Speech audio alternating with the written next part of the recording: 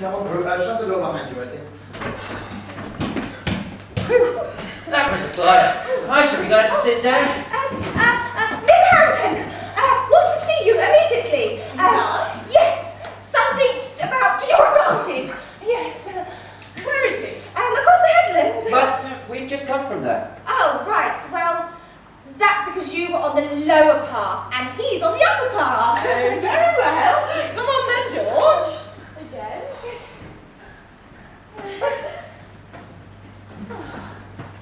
Oh, yes. That's it. Don't wait. Oh. Yes. After you, Edgar, yes. Janet's enjoyed that little chat. Her trumpet. But she was asleep the whole time. No, she smiled, I thought, when you played with the lily. Oh, I'm not so sure it was a good idea to put it in her hands. When she wakes up, she might feel the worst. Nonsense! It'll be a lovely surprise for her. Any change in the weather? Oh, yes, the curious hemorrhoids moving across the headland on the upper path. Oh, so, you'll be off then, won't you? Oh, yes, of course. I'd hate to waste a good witness to my departure. Mr. Chambers, Mr. Harrington. Don't you think we should go see her off safely? What? Shouldn't one of us at least watch her till she's out of sight? Whatever for, Edgar? You hardly know the girl. Some squall immersed in the sea. Nonsense. If the boats have returned, it won't be offshore. No, it'll be out the side around the head. I still think I'm going to go. No, Edgar. How about a little drink, eh? Yes, yeah. Teensy you so. Might even join you myself. Come on. This way. No, you pop. That's good. One for you. But if she's still got that map upside down... Then she'll row straight back here, and we've got nothing to worry about. Cheers.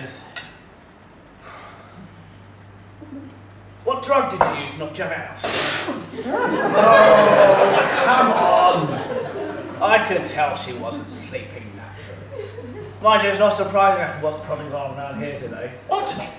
There's death in the air. You don't need to be a psychic to know that.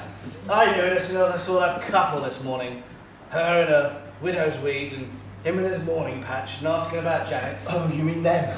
Yeah, I don't mean to pry that. I know death is a very personal thing, but they were bearers of bad news, weren't they? Yes, a cousin of Janet's died.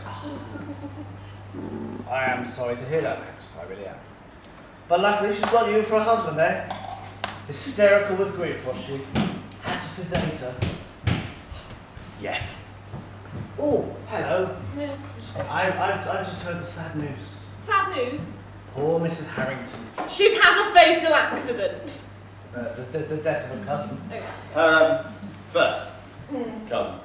This, by the way, is her second cousin, Mary Ticklewell, her husband, George, Edgar Chambers. Edgar, sit down. Harrington, we've been looking for you at the end of the path. Really? Never before. Your wife, dear Janet, told us that we would find you there. Well, she was probably confused. Upsetting it. It's not every day you lose a cousin. Hey, first cousin, can I get you a drink? Well, Don't you dare, George. You know what drink does to you. Besides, you need to keep a clear head. Why? There are things to discuss with Mr. Harrington. Things? Dealings. Hey? Ah! Oh yes, Mr. Harrington, your wife did intimate that you'd come to your senses and wanted to talk. To talk a deal? Really? Janet told you that? She most certainly did. Well, nothing can be further from my mind. You must have misheard her. Well, that's easily done, the way Janet speaks. What? Her lisp. Her lisp? And her Brahms, and her Beethoven. Yes, she's terribly into music, my Janet. Edgar, what are you still doing here? You should be back at your place, working out how to dispose of your murder victims. What?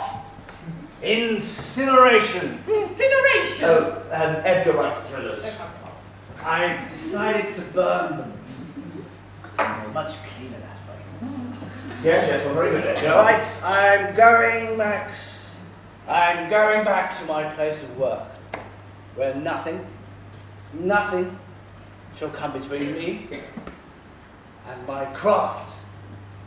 Good day. Well, really must say that... Oh, I'm still worried about that girl on the boat.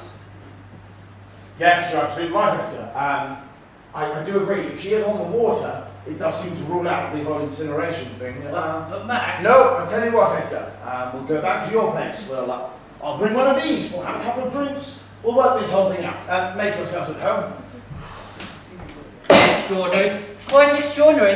George, no, don't you dare. You need to keep a clear head.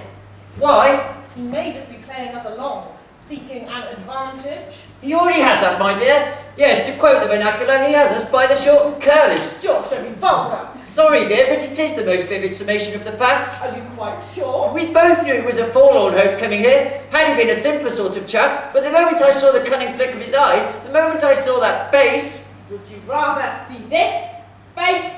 Think of something, George! It's hopeless. That's first cousin Janet Harrington, his primary claimant. And where does that leave me? Lost, up the creek without George, I want you about being vulgar. Sorry, dear. I'm ordering you to think of something. I'm trying. Think of millions of dollars. I do, dear. Every waking hour. We wouldn't be in this horrible situation if that silly girl didn't selfishly want to claim her own inheritance. The weak link. George, you're always telling me there's a weak link in every case. Yes, dear. And I'm rather afraid we're it.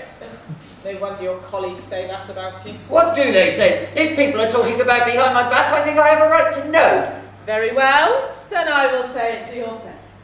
They say that you could get a conviction if it was Jack the Ripper in the dock, actually doing a murder at the time. It is documented fact that the identity of Jack the Ripper was never... Yes, documents. What? It may surprise you, but I have thought of something. Early today, Harrington intimated that he had in his possession certain documents. Yes. Documents, proof of lineage. If we can find them and burn them... Examine them, my dear. Well, very well. You examine them. I'll burn them. To destroy documentary evidence would be tantamount to a criminal act. Millions of dollars, George. Millions. Oh, look over here. Okay. Any luck? No, just a passport and a life insurance policy. Measly. Only £10,000. Of course, the bedroom. That's where it is. Come on, George. Oh, get out of the way. She's in there. Who's in there? A woman, George. A woman. Oh, I wonder who it is. Well, I will give you a clue, shall I? There are only 2 women on this island, and I am standing right here. Oh, it's probably Mrs. Harrington then. Probably. It is Mrs. Harrington. Oh, what's she doing in there? Well, George, she's in bed, under the covers, and not moving. So we must presume that she is asleep. Oh, can't disturb her then. Only we can prove she's an imposter or something. Don't be silly, my dear. That sort of thing happens in books, but never in real life. What if we could prove she were dead? Even more ridiculous. The last time I saw her, she was far from moribund. But if she were to die? But, my dear, you've seen her. She appears to be in the most excellent health. But, George, if she were dead, wouldn't that be best for all of us? Certainly for you and I, but not for her. Anyway, it's mere conjecture. It isn't going to happen. It most certainly is. Oh dear, how sad. And she seemed in such radiant health.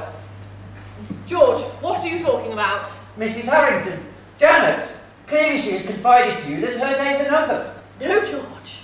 I am confiding to you that her days are numbered. I'm sorry, dear. I don't think I quite understand. Janet Harrington is going to die. That's what I thought you said, but you denied She's that... going to die because we are going to kill her. We? No, more specifically, you are going to kill her. What? Yes, it's all become clear to me now. We must do away with her. You must. You can't be serious. Extreme circumstances, George, call for extreme measures. Yes, but murder? It has to be quick. I don't want it to be in any unnecessary pain. Thank goodness. No, far too much violence already in the world today. What I want is a nice, neat, quick, tidy little murder, yes? Mary, what are you saying? Murder? But how?